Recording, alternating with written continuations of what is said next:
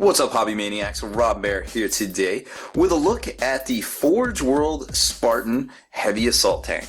Now, this thing's been around for a while. I know what you're thinking. You're like, hey, well, this thing's kind of not new. And I was like, hey, I agree with you, but they actually redesigned it. And I'll show you, that's this little bubble wrap section here. Now, these things don't come in boxes yet. They may, but normally we've seen that they're basically reboxing everything, not only taking the time to bubble wrap things, but also putting them in a box with bubble wrap. And that seems to be the new trend over at Forge World. This purchase was, I guess, about 2 months ago, so I'm not exactly sure. Haven't ordered anything big since then from them, but this one here is definitely different than what we're used to. But before we get to all of that, please help keep our videos ad-free here on YouTube in 2016. Click on the Patreon link up there on the left to see how you can support what we do here. Make sure you stay in the trenches. Subscribe to this YouTube channel. Check out the blog, spikybitsblog.com, and head on over to thelongwar.net. That's the home of the battle reports for exclusive content, early access videos, and special promotion codes to help you save on all the hobby stuff you buy every month. Become a veteran of the Long War today.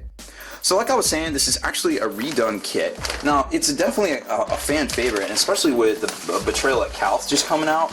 Like, so many people have all these plastic Marines, and they're like, yo, I need something to drive my guys around in.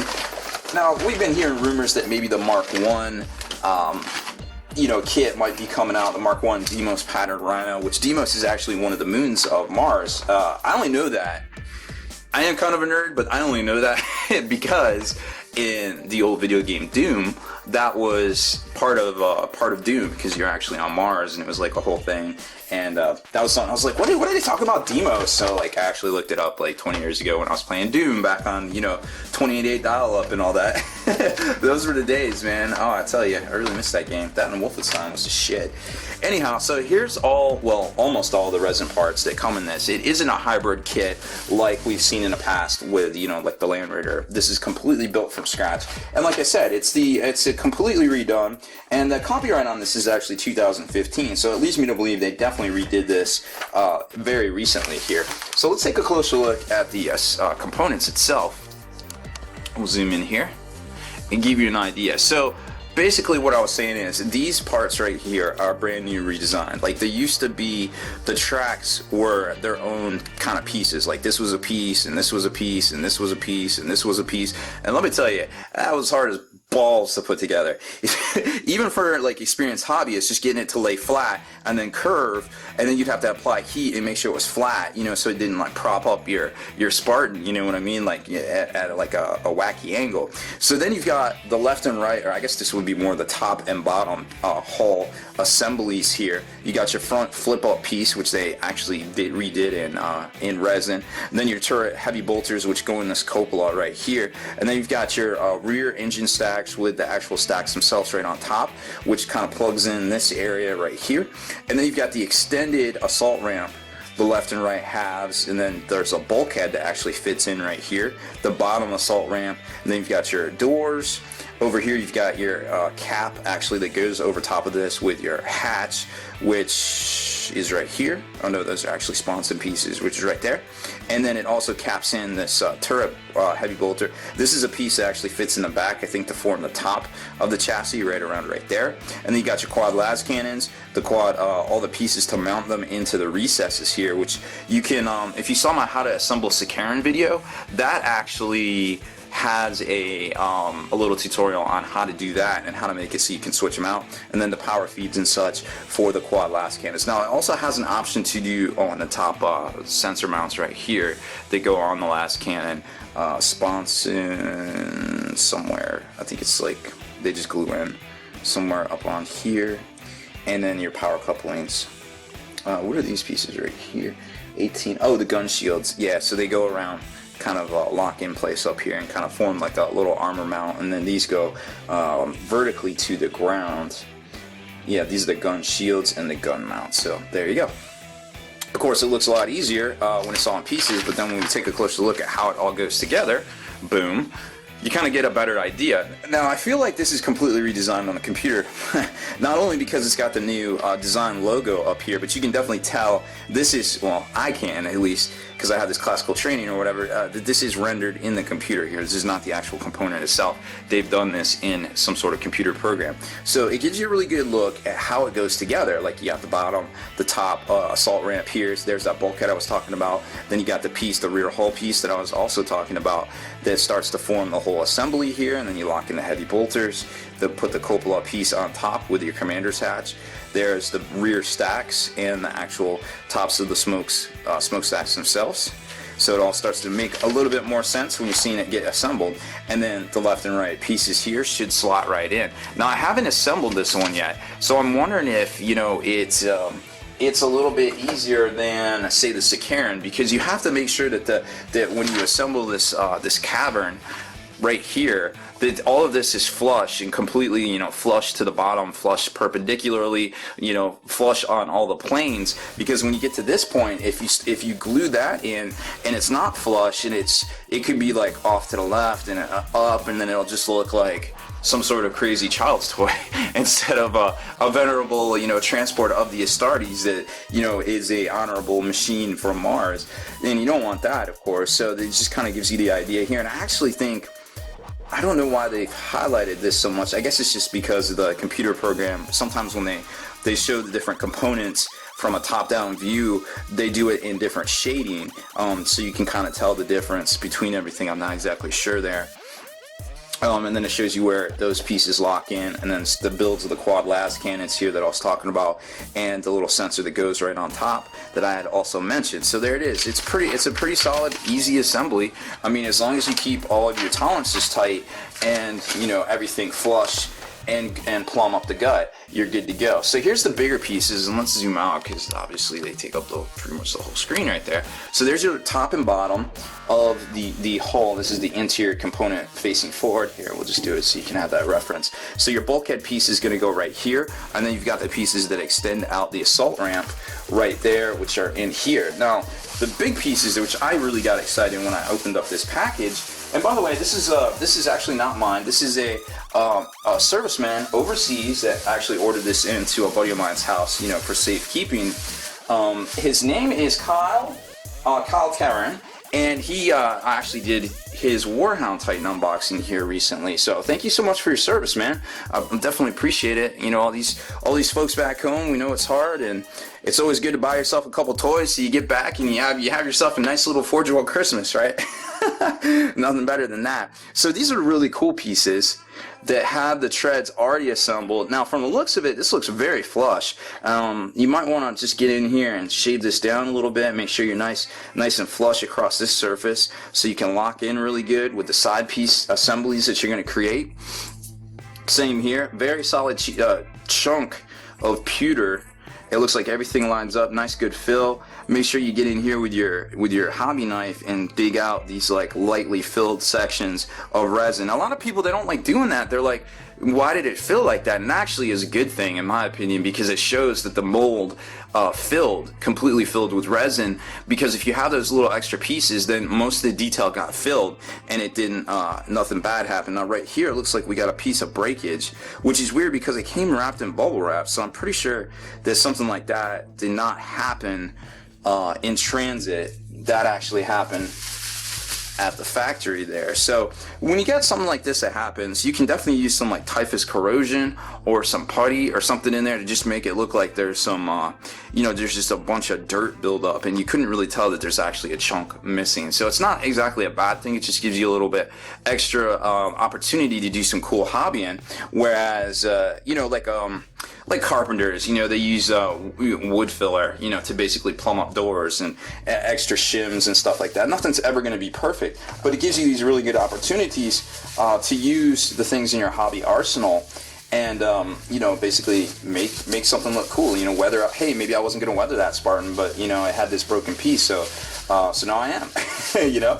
So that's kind of cool that there's always those opportunities along the way. Now, don't get me wrong, Forge World's a great company. If you have something really out of whack or super busted, always hit them up. You can hit them up on email, and actually, I hit them up the other day. I did an order for the new Corax Primarch because I wanted to review it, and they didn't ship it out. And I was like, hey guys, you know, normally you guys ship my stuff out pretty quick. What's up? And they're just like, oh, we ran out of Dark Furies.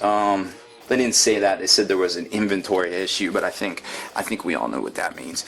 But anyway, so they said it would go out this coming up week for me. So hopefully we'll see those shortly. But I mean, they literally got back to me in less than 6 hours, which for the difference in time was actually pretty surprising for me, I feel like. So here's the contents of the first bag, which you can, let's zoom in a little bit more so you can kind of see. So you've got a lot of different parts here in play. These are the gun shields that go around the front with the quad las cannon as part of the sponsons that the pieces actually lock into here.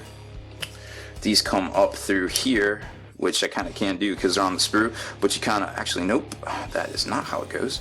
This is how it goes, and then you push them through, and this actually goes against a flush in the recess. Oh, I already boxed it back up. So in the recess there, and then you've got those interface right over top of that piece right there. So make sure you check the instructions on what exactly is supposed to get glued in and what exactly isn't, because if you glue in the wrong pieces, that's a problem. And then the gun shield that goes over top of that whole quad las cannon assembly. And then you got the top right here, which is where this is going to point forward, which is where the heavy bolter cupola locks in and points forward. So all very well done stuff here. You know, I feel like they went back and redesigned all of this on the computer. It all looks very symmetrical, all very crisp. You got all these, you know, all the nuts are the same diameter. It doesn't look like something that was just basically scratch built in the back and then they're like, hey, we got a model, cast it up, which is kind of like what Forge World was in the beginning, to be quite honest. And nothing against them. Put out some great looking shit. I mean, let's be honest, Forge World, it's the top of the, you know, it's the top of the hobby food chain. And you know, everybody has their opinion on how much it should all cost, but at the end of the day, it is a handcrafted, you know, boutique miniature, not really miniature for some of this stuff, but you know, you get the idea there. And the rest of the parts, some of the bigger chunks here, you got your left and right sections, which also look very symmetrical now, almost like they went back and redid it on the computer. Of the assault ramp area there, your back piece that links up with the smokestacks. Your new design front ramp, you got your quad las cannons pieces here, your bulkhead that we talked about already, where that goes in, locks in the front, so you actually, if you open up the doors and look in, you see that bulkhead right there, instead of the engine like the normal plastic one, some more quad las cannons, that piece done in pewter. And then unlike the some of the other Land Raiders out there, like the Mark I Achilles, these are actual Land Raider hatches. So you can, you know, customize your Spartan any way you see fit. I think that was just part of the sprue there. So that kind of gives you an idea of what comes in all of this. So it's not a whole lot of pieces. I think this thing retails, I want to say for like 125 points. Now, I've got the rule book. It was actually in the War Machines of the Adeptus Astartes Imperial Armor Volume 2, which, strangely enough, it seems like it just came out yesterday, but man, that thing came out in 2013, believe it or not. So it's been a hot minute. It is on page 116. Here's a look at the cover here. We'll zoom out so I can just throw it on the table. And we also did a review of this back in the day too. We may go back and start hitting up some of these because Forge World has actually put out FAQs for a lot of this books, especially the Imperial Armor 1 for some of the stuff in there that was labeled Apocalypse. Technically there isn't Apocalypse anymore. It was also in 2013. So they changed a lot of stuff. So a lot of things are just allowed in 40K now, and they put out an actual FAQ. So maybe we'll just go through book by book and kind of get you guys updated on what rules are for what, because that's one of the most confusing things about these Forge World toys sometimes is, you know, where do I get the rules from? And then you do a Google search and you might find the rules that are on a book that came out, you know, 8 years ago, and it's completely wrong, and you get to a tournament and they're like, no, you're wrong. Or even if you use Battlescribe and you get the wrong rules, and it's embarrassing for everybody. And unfortunately it's an issue that Forge World has kind of created, but we're going to try to help with that here. So the Spartan Assault Tank is 295 points, which honestly I feel is a deal, given that it has the extra hull point, it has the extra transport capability, it's still an assault vehicle, still a power of the machine spirit. It's got the armored ceramite upgrade, which is super good. So the Melta special rule doesn't get the extra D6. And then it can have the quad las cannon, which is just bananas good. Now, granted, some stuff have a cover save and some this and that out there. It's not a D weapon, and it seems like to be good in 40K, you gotta have a D weapon, but I don't think that's the case a lot of times. It's just the correct application of firepower in some instances will kill anything. You know, I feel like that's just the case. So especially with Necrons, yeah, they might get back and it might have an extra save and it might reroll ones, blah blah blah blah. But shoot them enough times, they're gonna die. It's just you gotta have the amount of shots in the game to do it. So it basically gets into all that, but it's nothing you guys probably haven't heard before. It can take pintle mounted weapons, just like the normal Land Raider variants. It can take the Armored Ceramic for 20 points, which I feel is definitely do it. I would just go with the normal weapons it comes with. The Laser Destroyer is okay, but I would rather have the heavy 2 twin length shots, 1 on each side, so it's 4, over a ordnance 1 at twin length shot any day of the week there. You know what I mean? Like, even if it's ordnance and it's getting the armor pen, this really isn't for that. I feel like you have other dedicated anti-armor units in your army besides the thing that's going to be transporting 25 models. You know what I mean? So that's pretty much it. I just wanted to showcase you some of the rules right there. And of course, there is other variants. Not sure if the new tread design will spill over to the Cerebus, which is the the tri-cannon kind of laser destroyer kind of type tank, and then there's also the Typhon, which shoots the huge ignore cover blast. I think it's a 10-inch template as well. So that'll be really interesting to see. And they're probably, if I had to guess, nope, they are not right here. Oh, there's the Cerebus. So there's your Cerebus tank destroyer, and there's your Typhon tank as well, Typhon heavy siege tank. Now, something to actually go back and check, the thing I was talking about with those FAQs is whether, this, seeing it's a Lord of War, but also saying it's a super heavy tank. Technically, that's allowed, Battleforged in 40K, but some of the stuff in here might say something like Apocalypse or something like that, which is completely different. So they went back and they FAQ'd that, and maybe that's something we'll talk about in a future video there. So that's it for this one, guys. Thanks for watching. Deleted scenes, bonus content, and all the interviews and post-game wrap-up videos can be located in the Hall of Veterans on thelongwar.net. Visit thelongwar.net today and try a week completely free with no strings attached. That's not all. Thelongwar.net is also your hobby resource for exclusive early access with an ad-free experience to all your favorite videos. Members of the Hall of Veterans gain early exclusive access to multiple hobby videos.